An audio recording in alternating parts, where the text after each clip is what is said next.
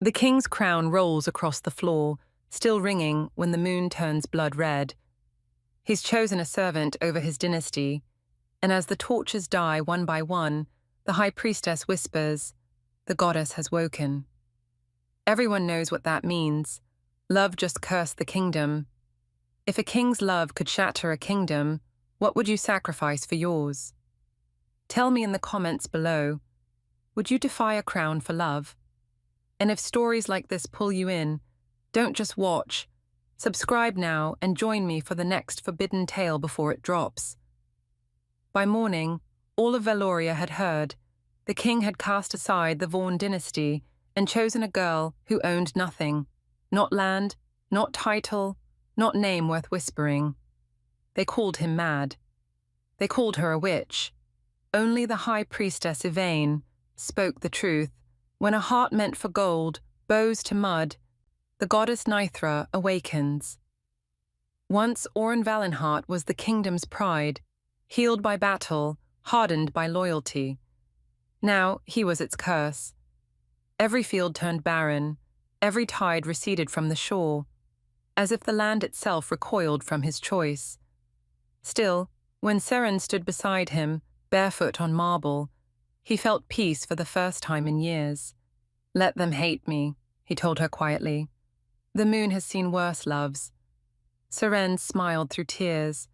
"Then may it see ours survive." Outside, thunder rolled, and the moon's light flickered as though it too was listening. The torches in the throne hall gutter out with the moon's flicker, and the crowd inhales like a single, frightened creature. Before anyone can find their voice again, Oren Valenheart is already moving, down the marble steps, past the toppled crown, through the curtains of blue silk that still smell like incense and politics. Night swallows him whole. He sheds guards in the colonnade and slips through the service arch where the palace exhales its smoke and peeled vegetables. Rain thrashes the stones. The wind pours through his cloak like a warning. Beyond the walls, Valoria is not gold. It is a tangle of alleys and lanterns, 1,000 roofs clattering under the storm. He heads toward the sound that has always told the truth: water and flood. The servants' quarter crouches along the river, like a flock of wet birds, shingled and stubborn. Doors stand open, letting the rain carry out the heat of cooking fires and carry in the smell of mud, lavender, and fear. Children huddle in thresholds clutching bowls. A woman argues with the sky as if lightning can be negotiated with. Oren pulls his hood lower and wades in. "Careful, Majesty." The warning isn't reverence. It's muscle memory, the kind you hear when someone has dragged bodies out of rivers long enough to know the rules. He looks up. Seren Eloin stands knee-deep in the flood, barefoot, hem dark and heavy, hair soaked to the thread. She cradles a boy against her hip, blue-lipped, coughing river. There's nothing courtly about her, no practiced tilt to her chin, no fear burned into her posture. She looks like work. She looks like breath. "Give him here," Oren says. She studies him, puzzled by the cloak more than the face.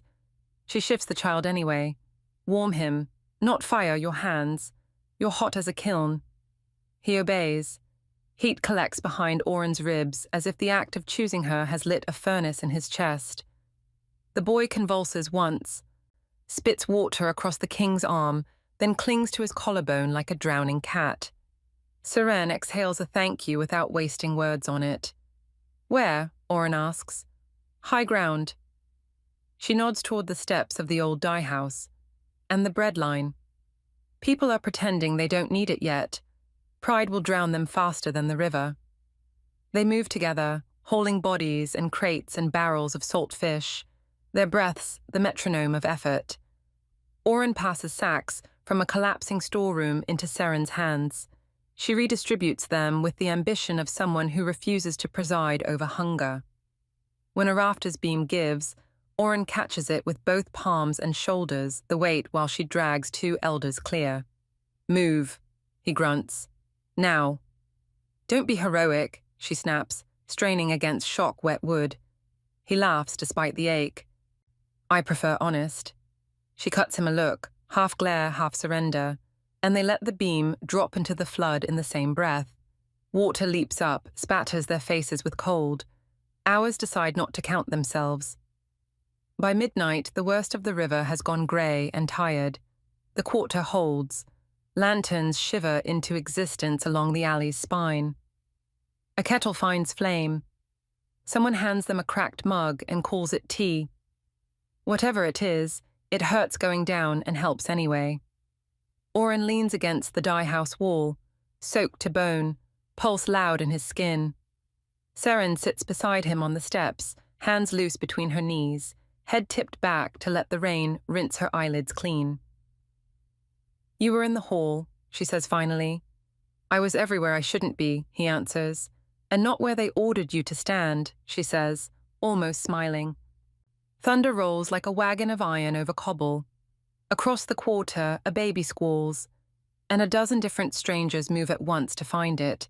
The sound fades. Oren turns to her. "They'll say you bewitched me." "They already have." She flexes her fingers. River silt thinly tattoos the lines of her palms. "But I don't know spells, Majesty. I know splints and pulse, and how to keep angry men from picking the same fight forever." "Don't call me that," he says quietly. "What then?" Her gaze tilts to him without reaching his face, as if she measures where he is by where he breathes. "Call me Oren," he says. It feels like opening a window a city has painted shut. "Oren," she repeats, as if testing a bridge. The sound of his own name in her mouth strikes something unnamed in him. He looks away fast enough to blame the rain. "Kalara Vaughn won't release tonight without marking the door," he says. "If she cannot command me, she will command the hunger." Sarayen's mouth thins, then feed faster than she can starve. He laughs once, no humor, all relief. "Marry me," he says, half shock, half prayer. The word is out before either of them knows where it came from. It hangs in the air with the rain, impossible and true. Seren doesn't flinch. "Marry Mercy first," she says, "and then we'll see if there's anything left for me." Oren breathes. The flood moves across stone in a softer voice. Somewhere beyond the quarter, a bell shivers. The temple's lowest note, the one that means the high priestess Yvain has left her bed. "Mother Yvain will summon me at dawn," he says. "Go," Seren answers. "Let her measure you against her prophecy. I will measure you against dawn." He turns the mug in his hands. "Will you wait?"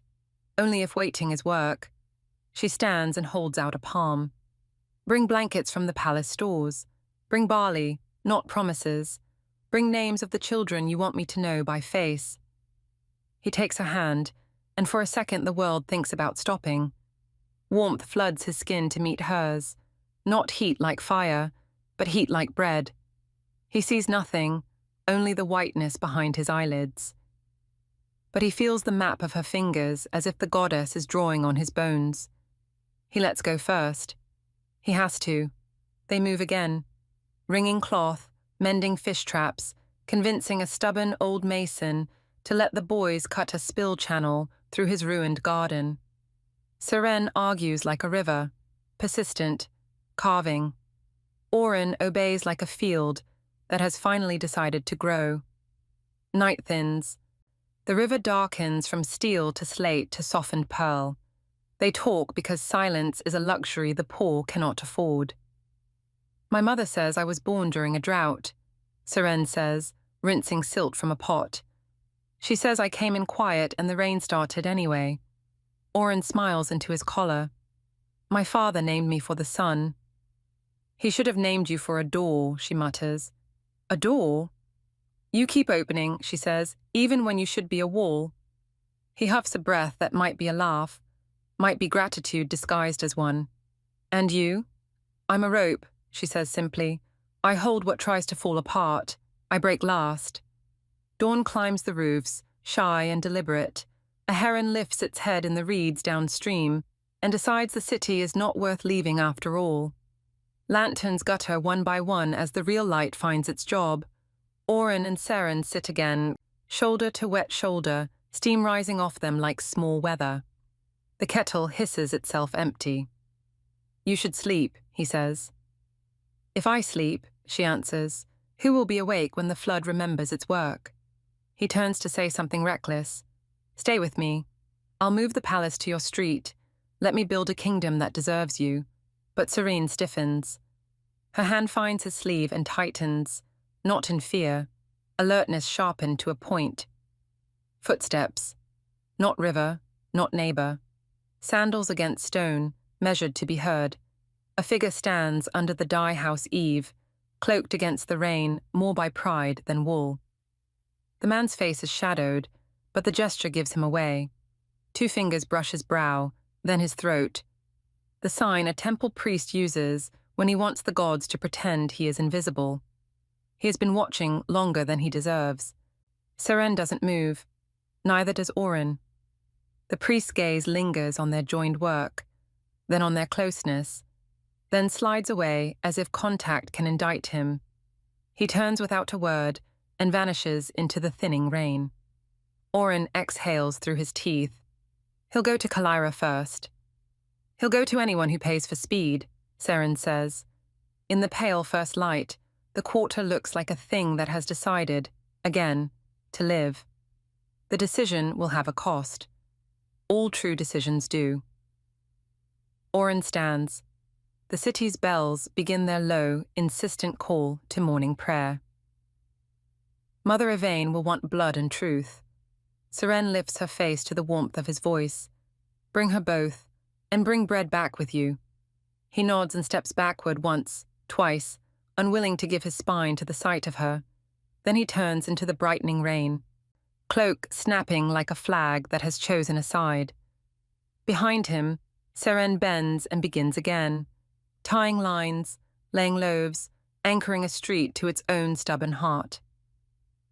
At the quarter's edge, the priest slips into a narrow stairwell and takes the fastest route out of the river district, feet sure on steps no honest man has ever needed to learn. He emerges in an alley of polished windows that do not reflect the poor, and from there to a carriage that smells of myrrh and salt. He leans in breathless, grateful to the goddess for making him useful. My lady, he whispers to the veiled figure within. He was with her, all night. A ringed hand tightens on the carriage rail. Good, says Lady Kalira Vaughan. Now the kingdom will call him cursed, and I will make certain the moon agrees. A priest witnesses their meeting and rushes word to Kalira. Dawn breaks slow and hollow over Vealoria, painting the marble towers in bruised gold. Bells toll through the mist, their tone less prayer than warning. In the corridors of the palace, courtiers walk softer now, like men moving through an unburied grave. King Oren Valenhart has not slept. The rain of the night still clings to his hair. Mud darkens the hem of his cloak. He stands before the mirror in his chamber, staring not at his reflection, because there is none. The mirror has fogged since the moment he touched the maid's hand. Oren drags a thumb across the glass. Show me. But the mirror stays grey, pulsing faintly as if it fears him. A knock. Majesty, says High Priestess Yvain, voice cool as the marble beneath their feet. The council waits in the sanctuary of mirrors. He turns from the window. Let them wait. I have a kingdom to explain to the gods. Yvain's expression does not move.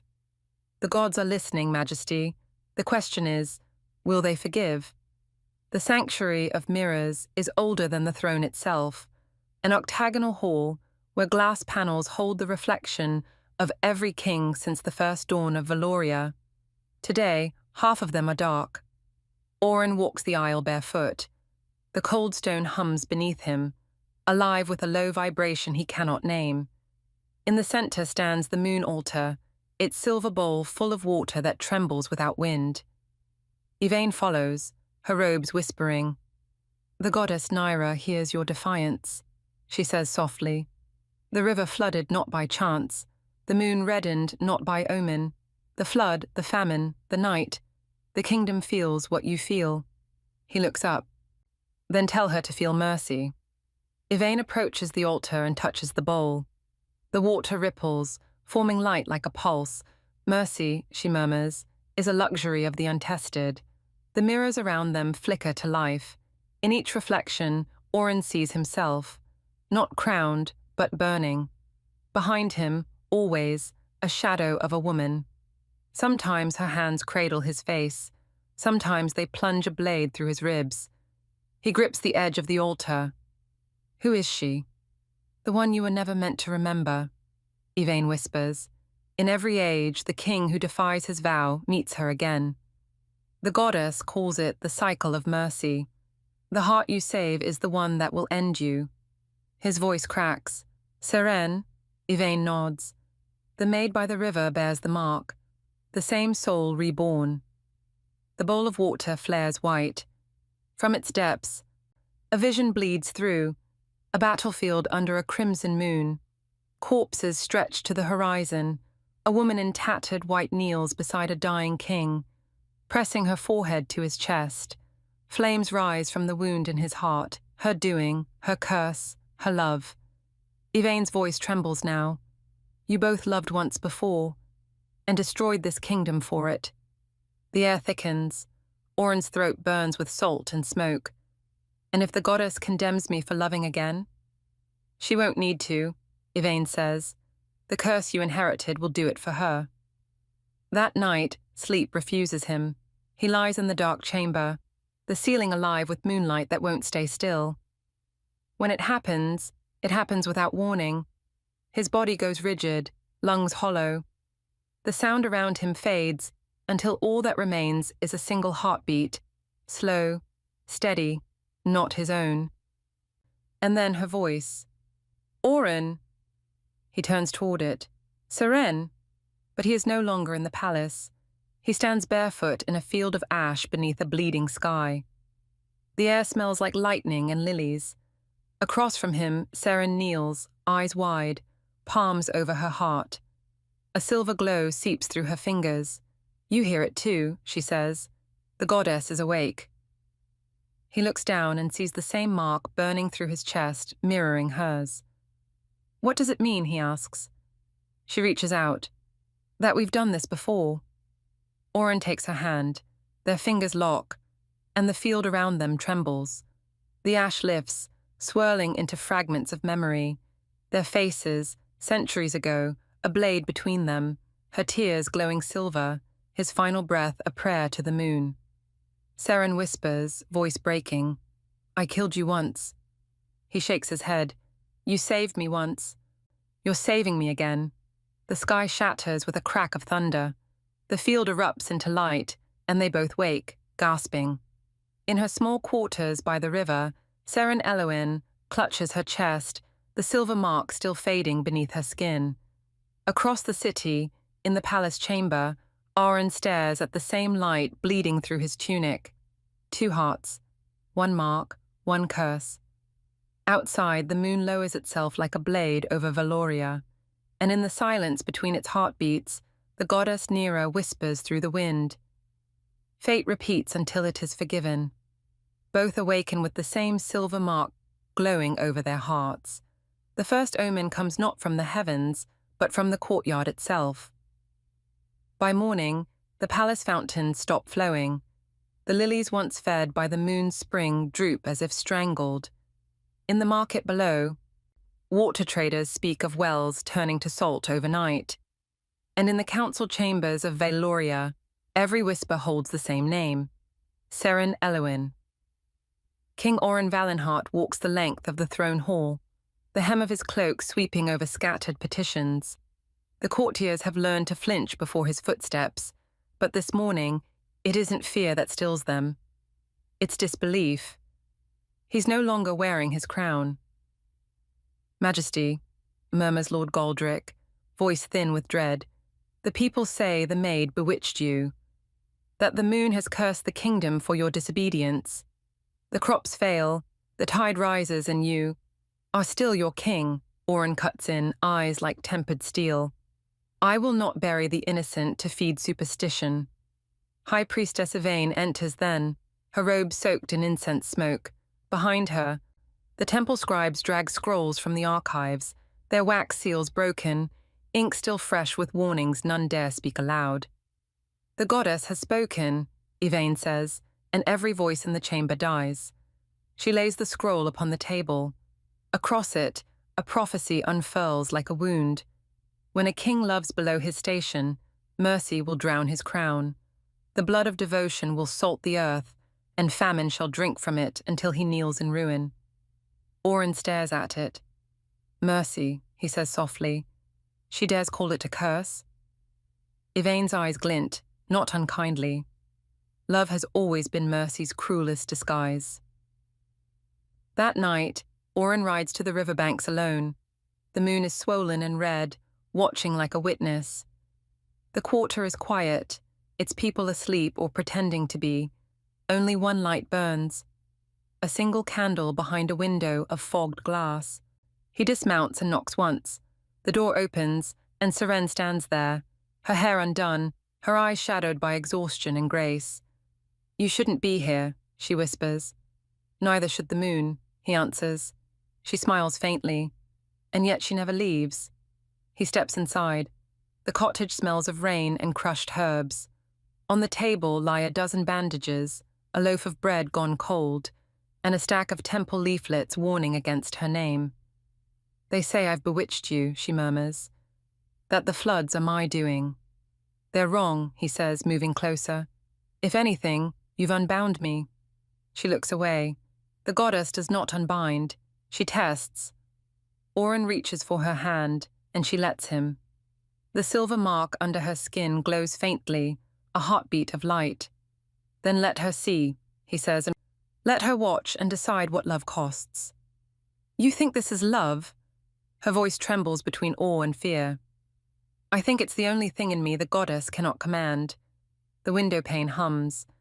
The moonlight through it fractures, spilling over them both. For a breath, the air shivers, the same shiver that comes before lightning or revelation. Outside, thunder rolls low and long, like a drumbeat beneath the world. By dawn, the city erupts. The market square is flooded with banners of gold and crimson, the colours of Kalira's house. Her carriages block the temple gates. From her balcony, Lady Kalira Vaughan addresses the masses with a voice that could charm serpents. You starve because your king chose a servant over the gods, she cries. Your fields die because he lifted an unblessed hand to touch impurity. The crowd answers her with desperation, not loyalty. Fear is easier to follow than love. Seize the girl, someone yells. End the curse. By mid-morning, torches move like veins of fire toward the river quarter. At the palace, Oren bursts into the Hall of Records, where Yvain is bent over another scroll, her face lit by candlelight. Call off the Inquisition, he demands. I cannot, she replies without looking up. The goddess commands the cycle, not I. Then let her command me, he roars, slamming his fist against the marble. The mirrors tremble, their reflections rippling into visions of fire and ruin. Yvain finally meets his eyes. Do you love her enough to die for her? Yes. Do you love her enough to damn yourself? He doesn't answer. He doesn't need to. The priestess exhales, the resignation of a woman who has seen this tragedy before. Then you already have.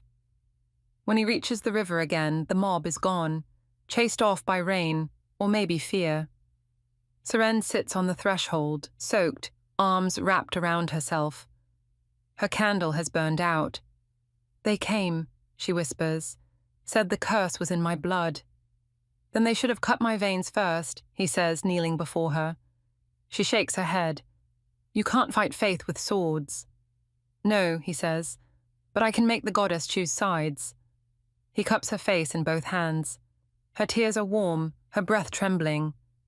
If the goddess means to test me, let her find me guilty of love. The sky answers him. A streak of silver splits the clouds, slicing the darkness apart. For an instant, moonfire pours down, not flame, but light so pure it burns. It floods the river, the rooftops, the palace towers.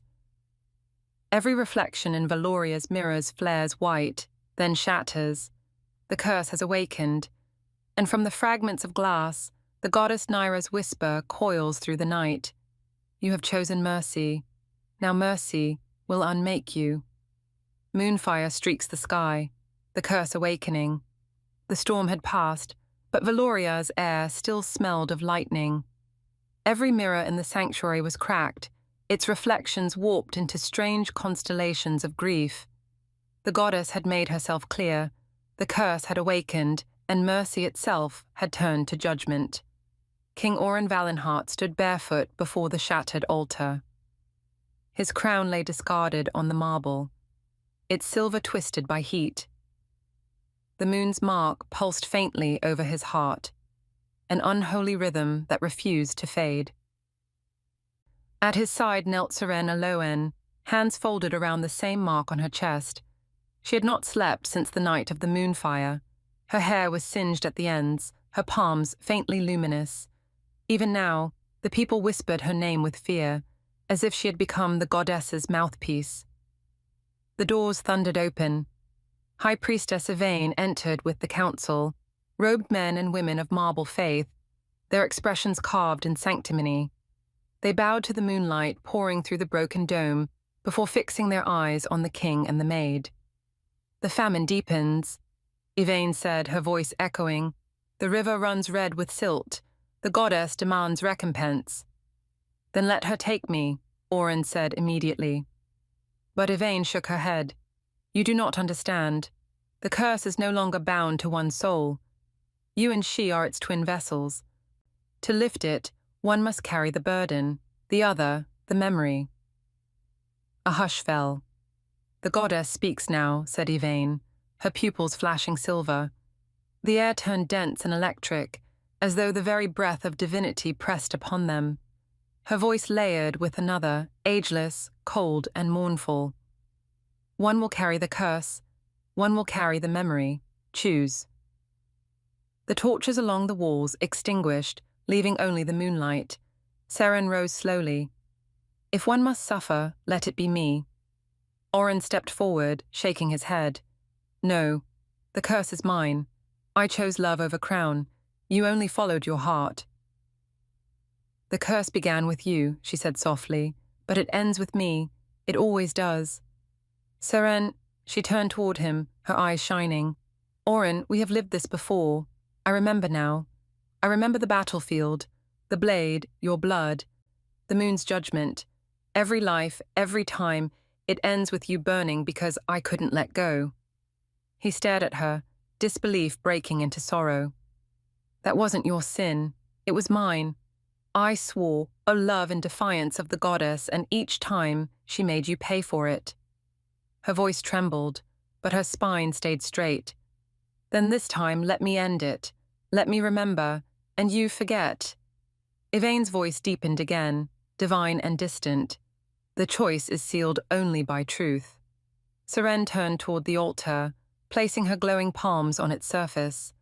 The fractured mirrors around the room began to hum, reflecting not her face, but 1,000 memories, each lifetime she had loved and lost him.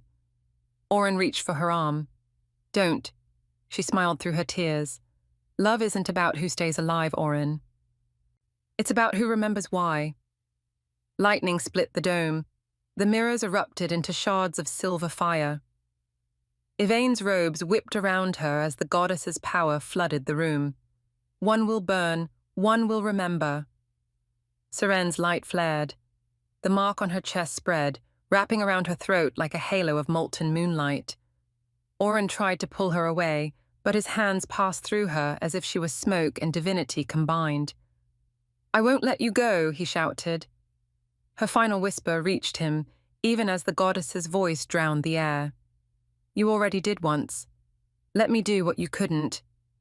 Then the world broke. The mirrors shattered inward. The altar cracked down the middle. Moonlight poured through the fissures, blinding every witness. When the brilliance dimmed, Seren was gone. Only the faint scent of lilies remained, and on the altar's edge, her palm print burned in silver. Oren collapsed to his knees, clutching at the mark over his heart. It was still there, still glowing, but colder now, emptier. He understood then she had taken the curse into herself and left him the memory. Yvain approached, trembling. She chose for you both. Oren raised his eyes, hollow with awe and fury. Then the goddess will answer to me. Outside, thunder rumbled like grief beneath heaven's ribs. From the broken dome, a sliver of moonlight fell upon the crown, lying forgotten at his feet. He picked it up, not as a king, but as a man who had nothing left to lose. Lightning seals the prophecy. One will burn, one will remember. The night the blood moon rose, even the stars hid. Wind clawed across the ramparts of Vailoria's obsidian palace, pulling banners from their spires. From the east came the sound of thousands, boots, blades, breath, rebels howling the name of the king they had once worshipped. They called him cursed. Inside the throne hall, King Oren Valenheart stood before the shattered mirrors that once lined his court.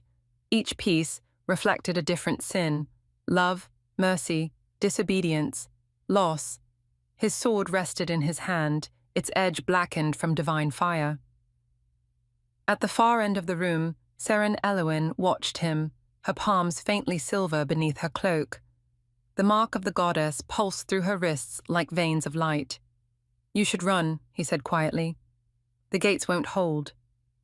"I've run from you in too many lifetimes," she answered. "I won't again." He turned toward her. "This isn't courage, it's suicide." "Then let it be holy." Outside, the gates screamed. Rebels surged like a tide, torches spilling into the courtyard. The sky reddened under the eclipse, the moon's light bleeding down over marble and ash. Oren strode to the balcony. His guards knelt behind him, fewer than 50 now. Below, the mob filled the square, chanting, "Break the curse! Burn the witch!" Oren raised his sword, the moonfire still faint along its spine. "You blame her because you cannot face your god. You call her a curse because you fear what she makes you remember. Mercy." An arrow flew. It grazed his shoulder. He didn't flinch. Behind him, Seren whispered a prayer to a goddess she no longer trusted.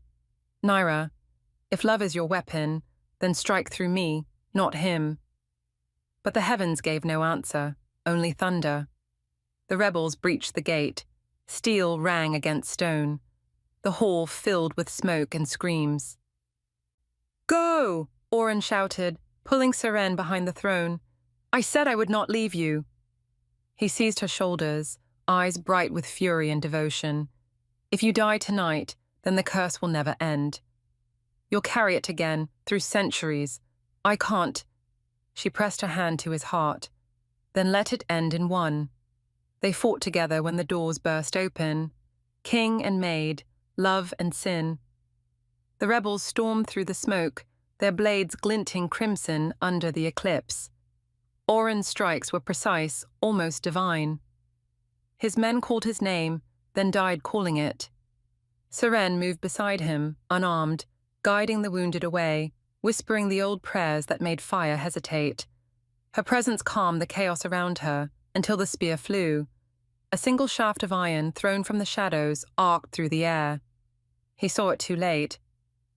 Oren turned, just enough.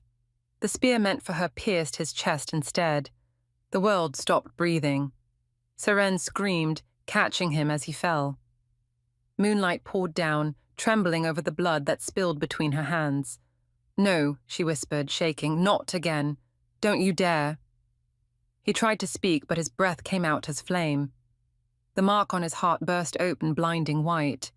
The mirrors along the walls cracked again. The goddess's whisper filled the smoke. "Mercy demands its price." Fire erupted from Oren's body, silver, searing, alive. The rebels shrieked, their torches snuffed out by the greater blaze. The entire hall became a storm of light and ash. Seren clung to him as the inferno swallowed the world. "Oren, please, stop." He looked down at her, eyes glowing with divine flame. "I told you I would protect you, even from myself." Then he kissed her. The fire flared so bright it drowned the moon. For a heartbeat, the palace of Valoria was nothing but light, pure, endless, merciless light. When dawn broke, there was silence. The obsidian palace was gone, reduced to glass and dust. The rebellion lay in ashes, the curse spent. Among the ruins, the villagers who came later found a single crown half buried in stone. And in the ashes beside it, one feather, white as frost. They said the maid was last seen walking into the sunrise, holding both in her trembling hands. When dawn breaks, only his crown and a single feather of ash rest in her trembling hands. The world believes the king is dead, and in a way, he is. The obsidian palace lies beneath a lake of glass now, its ruins reflecting the moon like a wound that never closes. The people of Eloria whisper that mercy itself burned that night, that the goddess struck down her own chosen son for loving what was forbidden. But far beyond those haunted plains, in a small valley carved by snow and silence, Seren Elwyn breathes. She wakes each morning before dawn, her palm still faintly glowing from the curse she carries. The mark that once doomed a kingdom now guides her hands. When she touches the fevered, they cool. When she lays her fingers on wounds, they close. The villagers call her the moon's heir. She calls herself the reason mercy hurts. Her cottage stands on the edge of a river that hums the same melody the king once whistled under his breath. She no longer dreams of him. She only hears him, in the rustle of trees, in the echo of her own pulse. You said if I burned, you'd remember. I kept my promise.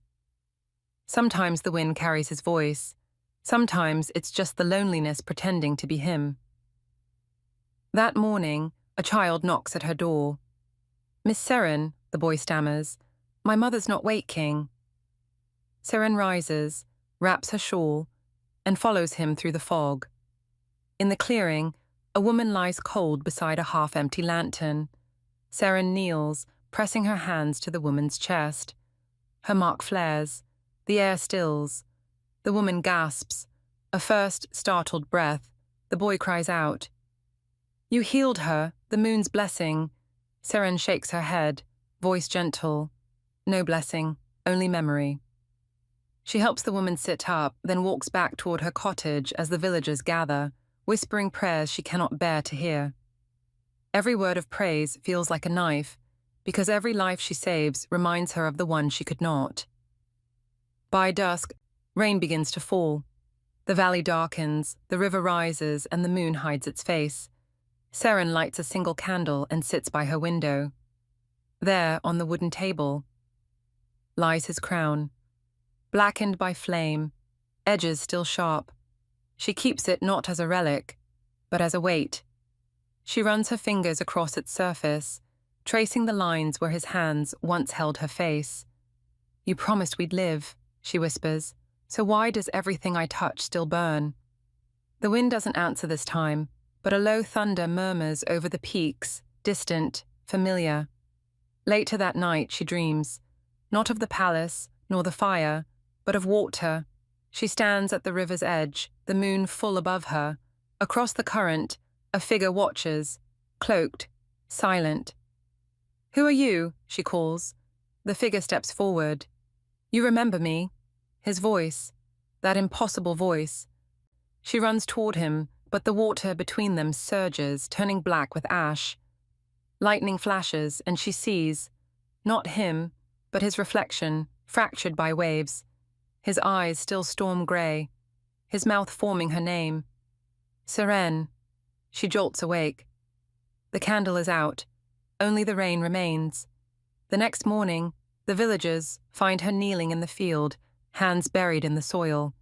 Silver lilies bloom around her, flowers that haven't existed since the old kingdom fell. They whisper that she's calling back the dead. They're not wrong. Each night after that, the thunder grows closer, each storm more violent than the last. The people beg her to stop praying, but Seren is not praying, she's listening. The wind that once carried her guilt now hums with another rhythm, a heart returning. On the eve of the eclipse's anniversary, the storm breaks. The valley floods in silver light, lightning carving veins through the sky. Seren stands outside her cottage, hair plastered to her face, her shawl torn away by wind. She whispers to the heavens, "If this is your punishment, then let it strike." Thunder answers, splitting the mountains. The ground trembles, the river swells, and from the storm's heart, a shadow steps forward, cloaked in frost, walking through the torrent as if it were mist. Every instinct in her screams his name, but she doesn't. She only stands there, breath frozen, tears lost to rain. The figure stops a few feet away, lightning flashing once across his face, eyes like tempered steel, a presence like remembered fire. The world holds its breath. On the eclipse's anniversary, thunder splits the sky, and a shadow walks out of the storm. The storm comes like a memory returning. Wind lashes the shutters, thunder claws the sky apart, and silver rain floods the valley paths where the lilies bloom. Ilya stands by the door of her small cottage, blind eyes lifted toward the storm. For days, she's felt it, an ache in her chest, the mark over her heart, trembling like it remembers a rhythm her body forgot. She knows the sound that follows thunder now. It's not rain, it's footsteps. Lightning splits the horizon, and in that moment she sees, not with eyes, but through every scar, every heartbeat, a man walking through the storm, cloaked in frost, every drop of rain hissing into steam when it touches him. Her lips part. No.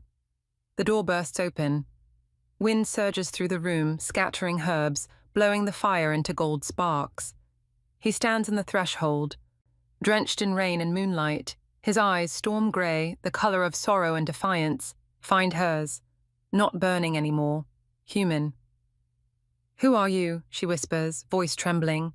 He steps forward, each motion heavy with something unearthly and familiar, someone who walked too long in darkness. She knows the voice before her mind catches up. "Corin." He nods once, the ghost of a king in a mortal man's frame. "Not as I was." His cloak falls, revealing a plain tunic torn by travel, skin faintly marred by ash that will never wash away. The light in his veins, once divine fire, is gone. Only warmth remains. She reaches toward him, every nerve screaming the memory of flame. But when her fingertips brush his hand, no pain, only heat like sunlight after winter. Her breath breaks. The curse, changed, he says. The goddess said mercy demanded I live, to learn what I once destroyed.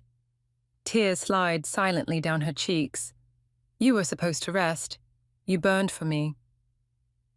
And you remembered for me, he answers her softly. Now we are both free, or damned in a gentler way. He kneels before her.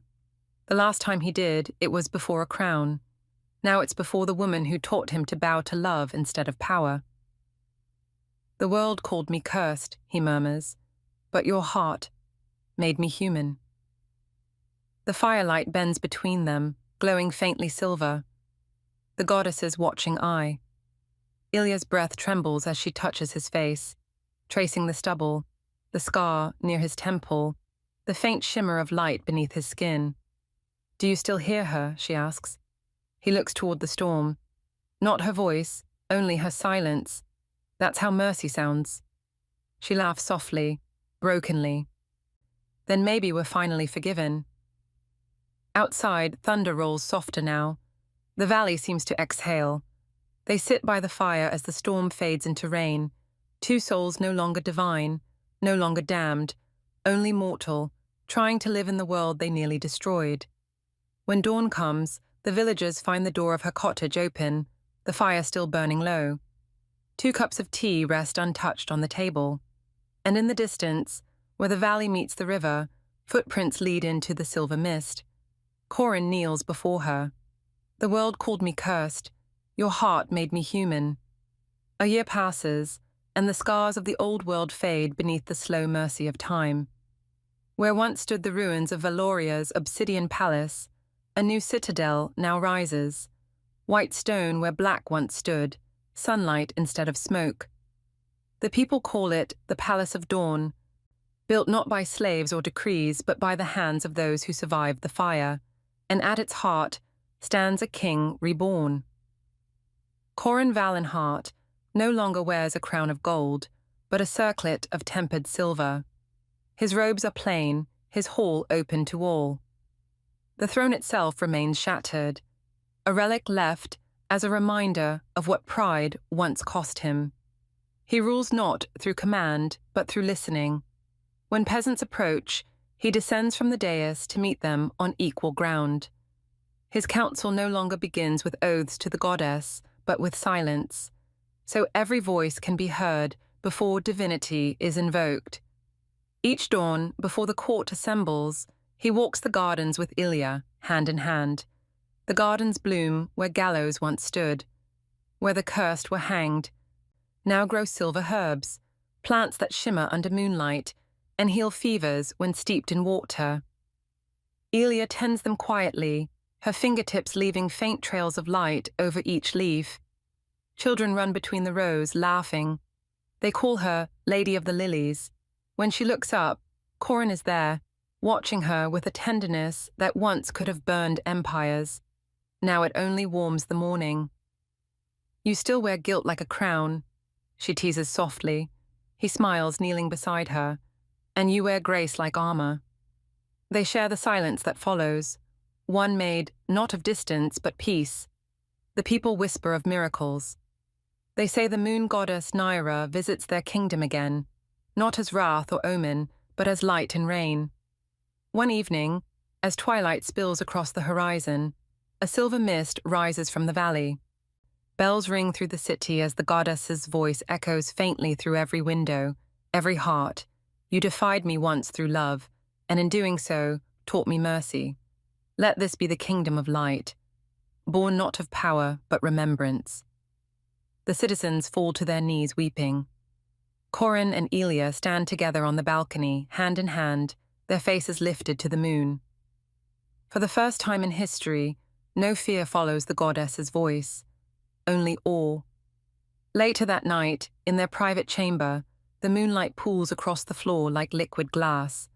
Ilya runs her fingers through it absently, smiling. "She forgave us," she says.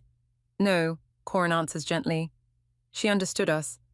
Ilya tilts her head toward him, the light outlining her profile in silver. "Do you think the curse is truly gone?" He shakes his head, brushing a strand of her hair aside. "Curses don't die, Ilya. They change, just like we did." Her lips curve. "Then let ours be a blessing she never meant to give." At dawn, the city gathers for their union. No jewels, no hymns, only a simple vow beneath the moon's fading light. When Corin places the silver band upon her finger, the mark that once bound them in suffering glows faintly over their hearts, no longer searing, but warm. The crowd bows as light spills through the clouds, touching every face, every stone, every herb that grows in the soil once cursed by flame. The kingdom is reborn, not by conquest, but by compassion. Final line. He was the king no one could forgive. She was the maid the moon sent to teach him how. And though their love began in scandal, it ended in light,